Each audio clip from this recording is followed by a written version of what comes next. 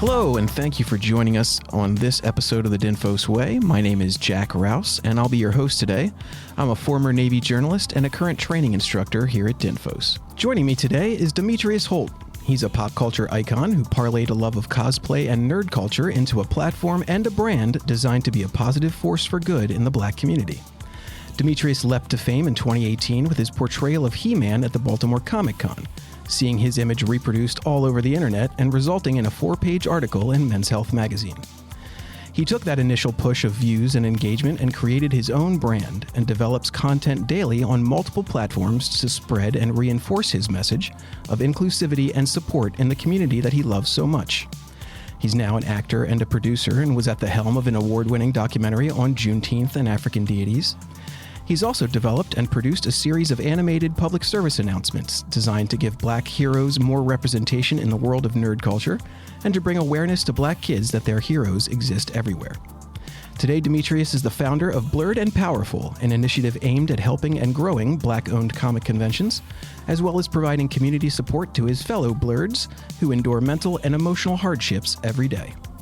Finally, a character created in his likeness and inspired by his cosplay is on the cover of Dark Horse Comics' Masters of the Universe Masterverse issue number 4, which is on store shelves right now and, in my mind, brings this part of his journey full circle. Demetrius, thanks for joining me. Thank you for having me. I was listening to you and you just sound really good. I work hard on my intros. Thank you. Yeah, and I'm going to have to steal it from you. But no, I was listening to you and I was just thinking about how all of this started, and I remember seeing a couple of children looking at the Black Panther poster, and they were just pointing to all the different characters, talking about, that's me right there. No, that's me right there. I'm thinking, when was the last time a couple of Black children could see that and do that? Mm-hmm. And I'm thinking, well, was it Meteor Man? Or something like that. There wasn't anything. There hasn't been anything that really had Black representation in such a mainstream way that kids can just see themselves and it not be a drug dealer or a thug or something. When you think of New Jack City, what I mean, it just bothers me. So in looking at that, seeing that, you inherently want to fill that void. And that this was before I was a father. So, I think it was just inherent to me. That's why not help where I can and see where it goes from there, So, yeah, it's just something that you just made me think of. Excellent. It's what's most interesting to me is having known you for a long time, the platform that suddenly appeared to you, mm-hmm. that you had, I know was unexpected. Your sort of meteoric rise to fame on the basis of one picture, right. Was kind of amazing and really interesting. So can you talk a little bit about how that happened? Well, okay. So honestly, the cosplay was just any other cosplay. I had been doing cosplay at that point for 14 months. I started in June or so of 2017, and then I did Baltimore Comic-Con in 2018, and that's when I did it. And I had already been bodybuilding, or at least a bodybuilder, and competing in the NPC competitions for a few years at that point. And I had transitioned from that to just strictly cosplay. And I knew exactly what kind of look I wanted to have. It was something I've been keeping in my back pocket since I was 4. It's something, just the afro and just the look of it all has always something that's stuck with me since I was a child. And, I did it and I thought it was just cool. There was a couple other people there that was dressed as She-Ra or, even a Skeletor, but it wasn't, nothing big. And then it just felt like it happened slowly, but also very quickly, mm-hmm. where I started getting followers on Instagram. And, I went from I think maybe 4,400 followers to almost 8,000 in a week and a half, if that. And for me, that was a lot. And then it was 10,000. And then, I was steady at 11,000 followers for a while. And I'm thinking, well, I guess something needs to be done. I mean, when you're gifted something like a platform, you can either go one or two ways with it. You can go the way of like, well, I need to find a way to monetize this, or I need to find a way to do what's always been said to me.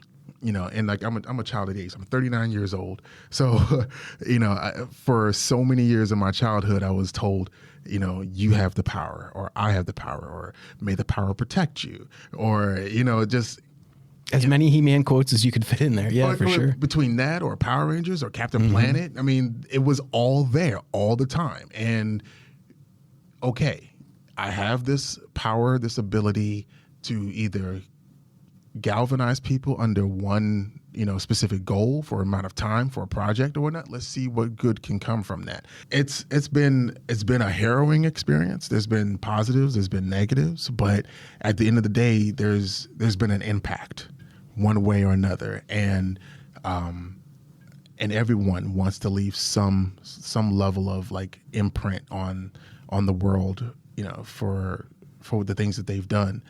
And I could selfishly say, like, yeah, like 2-3 years ago, I could have just walked away. That would have been just fine because of all the different things that has happened. But since then, so much more has happened, between getting an action figure, a couple action figures made in my image, or, now being on the cover of this comic book, that it's just, I don't know, man. It's a lot to take in, and I do it with a heavy heart, because I know that a lot of people don't have these opportunities, and taking anything for granted is not an option.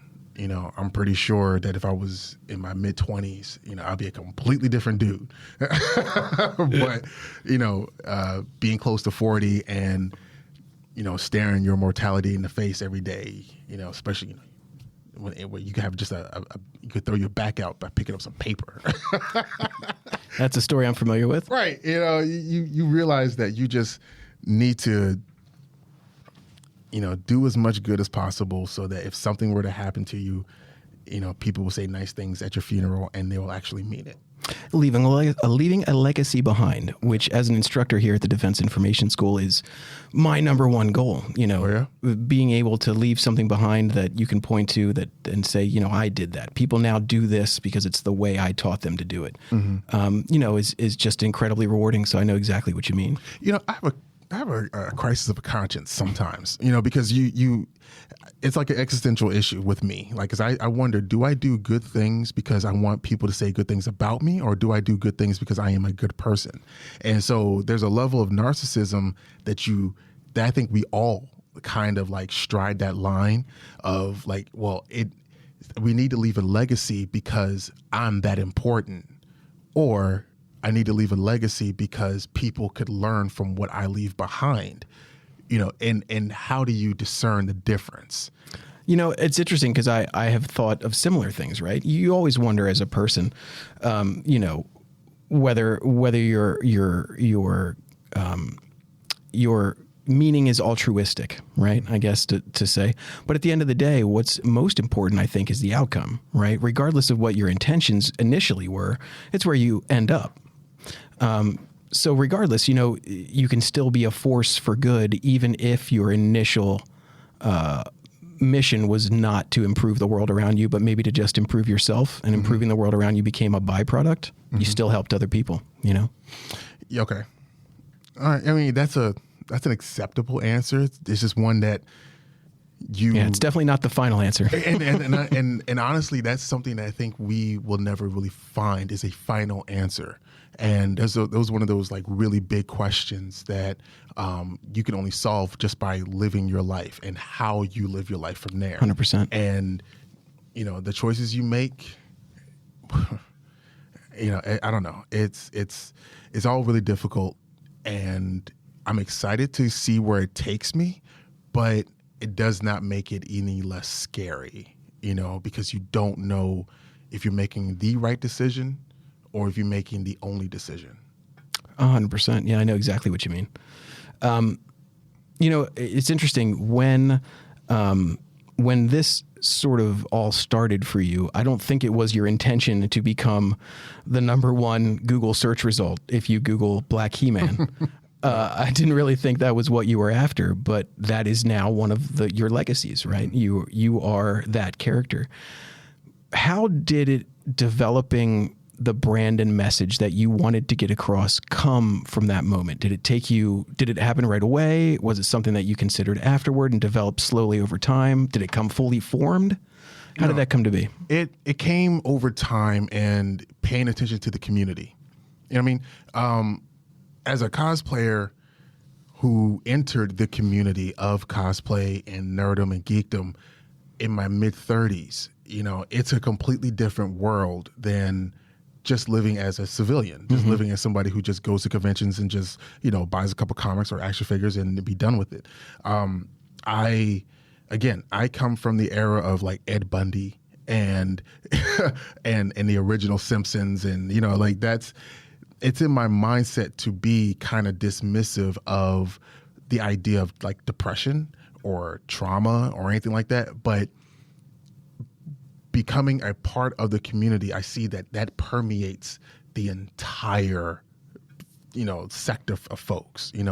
Through every echelon in the community, there is somebody that has suffered through something, that is going through something now, or is still like recovering. You know what I mean? So it's developing a sense of compassion. Because again, I'm not a selfish person. I'm just not someone who has ever really delved into my feelings in a way where going to therapy was something that was acceptable, or something that was recommended. I was never in that space. And now it's all the talk. Now it's all of, it's a part of our social, atmosphere to be aware of how much good therapy can do for all of us, because we all come from different levels of trauma. We just may not acknowledge them to be trauma. And then there's the presence of the presence of having, an entity at San Diego that would cater to the Black community, that would, have people feel at home in a place they'd never really felt at home before. And then translating that to, well, shoot, how can we have this be something we feel throughout the year? And that's where the logo became a part of the things. You start building things out based on the need, and like the real need, not the monetary need, but the real need of the people that you wish to serve. And that's how I believe growing a brand or growing a movement really works. Because, I pay attention to Stacey Abrams, grassroots, funding, grassroots, knocking on doors, word of mouth, that kind of initiative, that kind of, like leather shoes, hitting the pavement type of deal is what matters to people, because they get like a real personal touch from you. Yes. And it's not like you're just another grifter trying to get a couple of dollars out of them. You actually care. You actually care that their child is wearing, something that empowers them to do something good for their own community. So, again, like you asked me about the branding and how it all starts and stuff. The way that I think brands can grow is if it's from your heart, if it's something that you live by every single day, and it's not something you just put on because you want to make a couple of dollars. So we know that your brand is essentially superhero in imagination becomes a superhero in real life, or cosplayer becomes a force for good, right? Mm-hmm. And your messaging is all about inclusivity. It's about community. It's about doing better and representing your culture and your community more fully in the overall world of pop culture and nerddom, right? Mm-hmm. So knowing that, and knowing that you have to be on all of these platforms creating content to do that every day, how do you decide what content to create, and how do you make sure that folks engage with your content? Well, okay. So you can start with research. When are the best times to post on Instagram? When are the best times to post on TikTok to try to get the most engagement as possible? Sometimes that's fair. Sometimes that works. Sometimes it doesn't. But there is a certain level of consistency that you're required to have. You know, I've noticed that there are certain people that see my post every single day. They comment or I engage with them because at the end of the day, I think they're cool or they might have something fun to say or, excuse me, I don't know. I just feel like it's a natural thing for me to do is just to post something every single day. But then I'm also working enough to have something to post. You know, a lot of people, they fall from consistency or they fall from levels of being seen because they have some projects and then they just stop talking about it or, you know, and I say this about creatives because creatives, there's a certain type of stigmatism that comes with creatives that, you know, they're always depressed or there's something something emotional always happening when it's just life is lifing. And, you know, being of the mindset that you have to put something out there to let people remind people that you still exist type deal is really a lot for some folks. And, you know, some people are built for it. Some people aren't, you know, but at the end of the day, you know, if you want something to succeed, you'll push past those limits that you have in order to get, you know, a little bit further. And that's what's important. That's what's necessary. The algorithms always reward those who are consistent. And you ask me, how do I choose what to post or how to post? Or the more I speak on it, the more I realize that my content is kind of dictated by those who follow me. Sure. Yeah. You know? And what I hear you saying is that consistency is important. I hear you saying that knowing your audience and what they want is important, and that following sort of the algorithm and knowing what that's telling you is important, but it's not the most important thing. Being true to yourself and your message is more important than what the algorithm says. Yeah. You know, and so I mean, of course, how much money do we all have to work with? And if someone is pushing a narrative or pushing an initiative that would require some dollars from you, you have to really check your accounts. You have to really check your pennies to make sure if that's something that you truly want to invest in, because you don't have that much money to work with. But if you are fortunate to be able to garner those types of folks to help you out in that way, then you have to do right by them. Mm-hmm.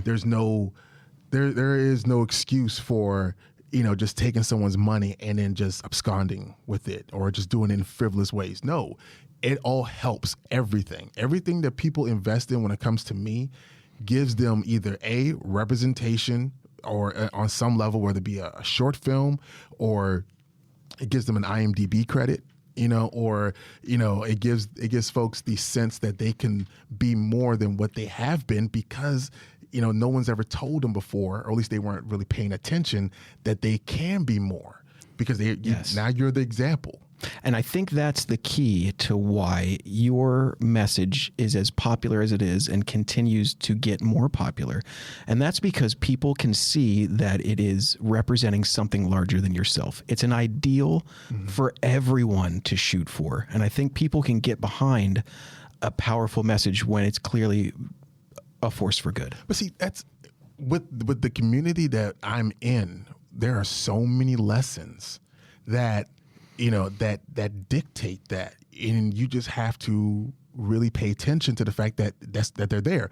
You know, like it's really antithetical to what you say that you want to be if you get a platform and don't do anything positive with it. If only everyone thought that way, right?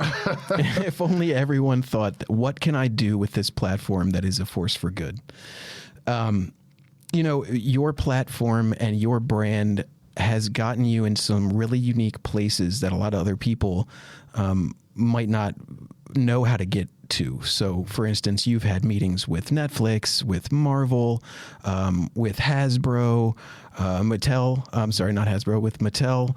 Well, with Hasbro too. You know, you've had some meetings with some really large corporations and with some very big entertainment properties. Mm-hmm. How did you get in front of those people? Well, it's honestly just putting out the good work, and enough people sharing it actually catches the eye of whomever you're not aiming to get, but just someone that just happens to do it. Last year, it was early. It was February of last year. I was trying out I was getting fitted for my Hawkman suit that was redesigned from the Hawkman from Black Adam, and it kind of went mini viral, and Aldous Hodge ended up sharing it. He's the actor who played Hawkman in the Black Adam movie, and it's from that one time that he shared it on his story, I ended up meeting him at San Diego Comic-Con, and then again at the Black Adam premiere, and now I'm in business with him, on a certain level, where he has become a producer on one of the shows that I'm working for. It's crazy how that happened within a year. Being consistent and actually doing quality work and not doing everything. If you live in the character, or if you live in whatever brand you have, and you bring that to its fullest potential, people see it. I don't want to say flood the market with your image and you just get seen, but put your stuff out there. But put your stuff out there and make sure it's quality. It's rare that there's a bad photo out of me out there. And it's not because I'm like cocky or anything, but I'm not going to put out trash, nor am I going to take trash either. Yeah, exactly. So what I hear you saying message-wise is, again, be consistent, live your brand and your message both online and off, and you'll never know where that message is going to get. So make sure that your content is always of the best possible quality. Yeah, I'm always going to say your work ethic has to be A1. Your work ethic has to be clean, crisp, consistent, so that anybody can always look at what you've done and not see any, dips in quality. There's no reason to put out bad stuff if you can control what you're creating. Exactly. When you talk about your mission and when you talk about the genesis of it, it seems to me that this was something that was already there for you. So would you say that your message and your branding aligns with your core values of who you are? Yeah, that's why it's so easy to talk about. It's not forced. And it doesn't matter if I'm speaking to elementary school kids or high school kids, or groups of men in their own group, in their in their organizations. Everything comes across as a very passionate and embroiled, even frustrated sense, because what I'm saying to people has been said to me since I was a child. Why am I saying it to adults who feel like they've never had that said to them before? I don't know. Why am I here to push something that just makes so much sense? In order for all of us to feel some level of solidarity, some level of unity, so that we can all prosper together. People are really, beholden to this idea that the table for people to be at and be successful is really small. And I don't ascribe to that. The table is as large as as we want it to be. You just have to be in the kitchen to cook a little longer to be able to sit down and to eat with the rest of us. You know what I mean? And if it's not ready, keep cooking. There's no amount of time, there's no deadline on you putting something out there that embodies you and that you can be proud of. Because if you put out a bad product, people will remember that more than the good ones. It's something that I say all the time. You can put out 100 great pieces of video or 100 great articles, but you put out one bad one and you forgot to spell check. And that's the only one anybody will ever talk about. Right. And why do you want to have that out there for the rest of your life? Or why do you want to have that be out there to have folks ding on that, as opposed to anything positive that you've put out there? I don't understand. So knowing that your message and your branding is an extension of your values, it's easier to be consistent with your message because it's always the same and it's coming from the same place. You're not faking anything, right? Right. No. So when we talk about sort of how your branding and messaging engages your audience, would you say it's easier to get buy-in from them when they can see that it's an honest and open feeling? Yeah, because I say things that in the most tactful way possible that they have always either been thinking or feeling.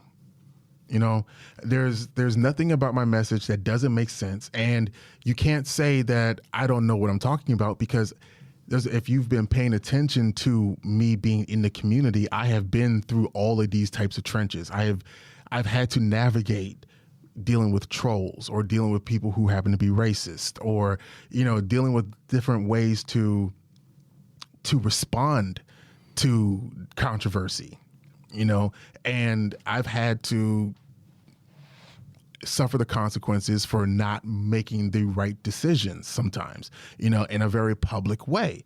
So, you know, I speak, and folks can point to receipts that say, well, Demitrius knows what he's talking about. You do not attack people who do not serve you, or who will never serve you. You know what I mean? You don't want to have the whole of your emotions in black and white. You know, the first thing you want to do if you want to handle these trolls is to stop thinking of them as trolls. Think of them as algorithm boosters. You know, if you're able to step outside of whatever emotional response they're trying to get out of you, and realize this is an opportunity to look articulate, to look intelligent, to look like you know how to handle someone giving you an opposing message to what you're trying to get out there, then if you're trying to do this on a professional level, companies may see that. They may be able to start trusting how you respond to things, because that means that they won't put their brands in danger by dealing with a firebrand. You know, then another solution to the problem: get yourself a small group of people that you can go to in a group chat and vent. Do all of the things. Consider if you even need to respond to this. You know, have these people that you trust, and listen to them. You know, give them an opportunity to help guide you, and for you to build that friendship with them. And you'll always have a core. You won't have a group of friends that are fickle, you know, that are as shifty as the wind goes, because you may or may not be popular at the time. You know what I mean? 100%. And not just that too, but memories are forever, but so is the internet. Anything that you post on social media or anywhere, frankly, lives forever. Mm-hmm. So every word has to be considered. Right. You know, and a lot of folks are trying to do this creative thing so that they don't have to do a 9 to 5, you know, and if they're out there not really knowing how to go about it, and they've got the wrong information, we're doing the next generation a disservice. You know, and I'm speaking not only as somebody who has gotten a lot of counsel from gentlemen who are older than me, but I'm also speaking now as a father, and now speaking as somebody who has a platform that I have to take some level of responsibility, because great power comes great freaking responsibility, you know, and I have to make sure that anything that I put out there makes sense to them, so that they can truly consider the next step that they take. Because if I've got kids following me, for goodness sakes. You know, I can't be haphazard in whatever message I'm sending. And if I'm looking at someone doing the exact opposite on the other end of the spectrum that I'm doing, then the evil of men succeed when good men do nothing. You know, again, these lessons that have been taught to us time after time, year after year, you know, why are we not applying them? Right. And I think that is what has helped you get to where you are, is learning these lessons like this over time, because there is no class for brand new influencers or brand new famous people about how to deal with trolls, right? No. So it's interesting, because when I ask you these questions and I hear you talk about the things and the lessons that you've learned, they mirror a lot of what we discuss here at DINFOS, and the ways that we want students to create their content, and to deal with controversy and that kind of thing, and to be consistent. Mm-hmm. You know, the lessons that you are saying are the same lessons that we impart to our students. And it's interesting to me that you learned that same thing from, say, the School of Hard Knocks, as opposed to the School of Public Affairs and Journalism. Right. Well, I mean, some things are ubiquitous, you know, and that's when life I was actually talking to my mother about it today, that it's just weird that the teachers that we had when we were children, we are their age now. If maybe not a little bit younger, maybe a little bit older, I don't know. But it's weird that we are in now the positions to impart knowledge and people actually take us seriously. and that means that everything truly does have to be considered.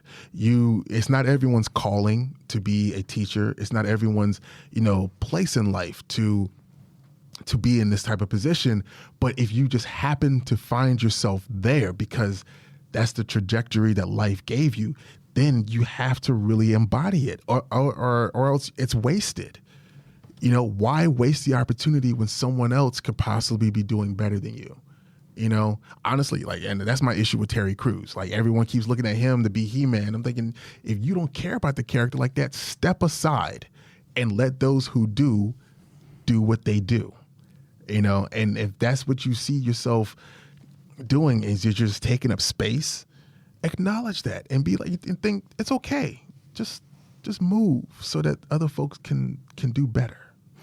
A few minutes ago, you touched on having a support group, right? How important has having a peer group to talk to about this sort of thing, to run ideas off of?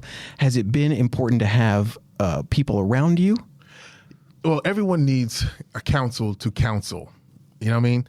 And there was a time where this is what Twitter is, what thoughts written in that moment or something. I don't know what Twitter has actually been known as an acronym for some reason. I don't know what, but anyways, having every thought be expressed in a written form is a terrible idea because people don't know when to stop, and having a group of friends or having a therapist or having a trusted confidant alleviates that need to get it out in a public space, and, I'm not saying curtail what you say in order to look a way that you aren't, because, if that veil is going to be, that veil is going to become exposed quick, fast, in a hurry. Yeah, you got to be authentic. You got to be authentic, but not everything you think needs to be said out loud. And then if it is said out loud, say it to people who will either laugh it off or tell you that's messed up. Don't say that, publicly, and you have to realize that, okay, that's something that's not for public consumption, but that's an internal joke, and it's wholly important because, again, you don't want to be beholden to something that you said 15 years ago and it comes back to bite you now. I'm always trying to remind our students that we don't exist in a vacuum, right? And that even if you may be writing a social media post for your unit or your command or your base, there are peers for you to run your ideas off of, to talk to before you post things, to make sure that what you're posting is appropriate and correct, as well as authentic and similar to the voice and tone that you're trying to create. And knowing that you're part of a larger organism that can give you help even when you're trying to do your own individual thing. Mm-hmm. I think that's an important resource for everyone to take advantage of.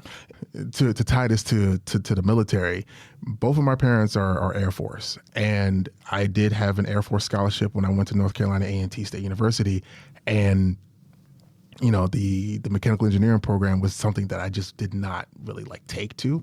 So I did not finish that, but while I was there, I did go to field training. I did have a lot of military. Also, I'm former Capitol and Pentagon Police, so there is a level of teamwork building that has come from a government source. And the idea of bouncing your ideas off of the people that you're leading in order to be a more effective leader has been ingrained within me. I might be the tip of the spear, but there's no spear without the rest of it, and everyone else that's supporting you is essential for the success. No one does this on their own. No one can do this on their own. And if they say that they did it on their own, they're lying to you. And therefore, I wouldn't work with them. So I'm always quick to thank and and credit those who have been, willing to work with me because they didn't have to. And if they choose to, I'm going to do all that I can to make sure that they get the credit for their work and that I talk about them as much as I possibly can. Yeah. Yeah, because they're important to your mission, to achieving your goals. Not only are they important to the mission, they are the mission. If I am not here to help them out, then what am I doing? And that happens to be for the kids, that happens to be for the community, that happens to be for, the businesses that I want to support. And that's just it. If you see the people that you work with as the folks that you're working for, then you won't let anything stop you. Absolutely. When this journey started for you, how we've come full circle to Blurred and Powerful, you began you got famous for a cosplay of He-Man, and then as we record this podcast, a character that was created in your likeness based on your cosplay is on the cover of a He-Man comic book that is on store shelves right now. Yeah. What is that feeling like? It's like it's a dream of becoming a superhero coming true, but it's not in the traditional sense of like, oh, I'm a movie actor or, someone it's actually embodying the character that you just happen to have in the back of your mind since you were a child. And to reconcile all of that and think like, damn, this really happened. I'm still grappling with it. I'm still grappling with it, where it makes me emotional. It makes me feel like there's more to do, but then I don't know what else there is to do to just satisfy that kid in me, except for just continuing to pass on whatever I have to my son, and I don't know, man. It's weird. It's like I gave my son my action figure one time, and I asked him, did he know who that was? And at 2 years old, he said, "That's you." And it's weird. With great power comes great responsibility. There's no other way to put it. Spider-Man said it perfectly. It's weird because you just don't think that you're going to be the characters that you have up on the wall, because I have a bunch of action figures and comics and stuff that's just tacked to my wall, and you just don't think you're going to be one of them, and the fact that it happened, the fact that it happened is just, it's surreal. It's not, it's real, but it's not.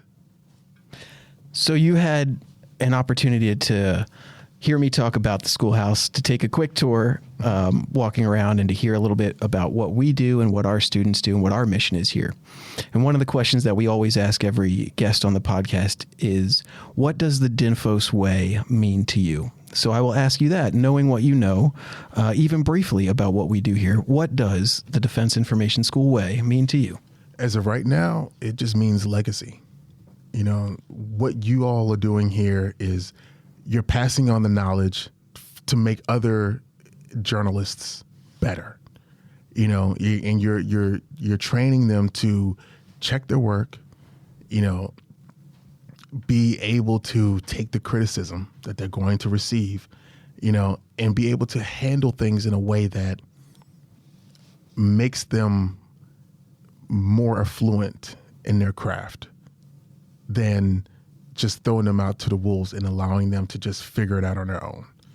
The DINFOS way to me as of right now means so much more than just, oh, well, we're just here in this school. No, there's a real legacy that's here. And me knowing you the way that I do and the passion that you have for it, I don't think those kids are in better hands. It's kind of special. What is the best piece of advice that you have for someone who wants to learn from you, who wants to create their own brand, to develop their own message appropriately, and not just do it short term, but do it for the long term? Make sure it's you. Make sure it's all you and not a derivative of someone else or something that you have to put on like a facade or anything like that, or a facade that you have to put on. No, don't. If you're passionate about something, everything that comes out your mouth will come out effortlessly, and you'll be able to embody what you're saying day in and day out without having to try, and I'm guilty of it. Whereas there's times where I forget that home and work needs a balance. So, between being yourself and being able to distance yourself from what you're doing from all the time in order to breathe, all of that's important. Work-life balance is important. Consistency is important. But being truly who you are to yourself, that's the most important thing. Excellent. Thank you so much, Demitrius, for joining us today. I can't tell you how much I've learned, I alone have learned from listening to you and the answers that you've given. So I appreciate you very much. And again, thank you very much for joining us. No problem. Thank you.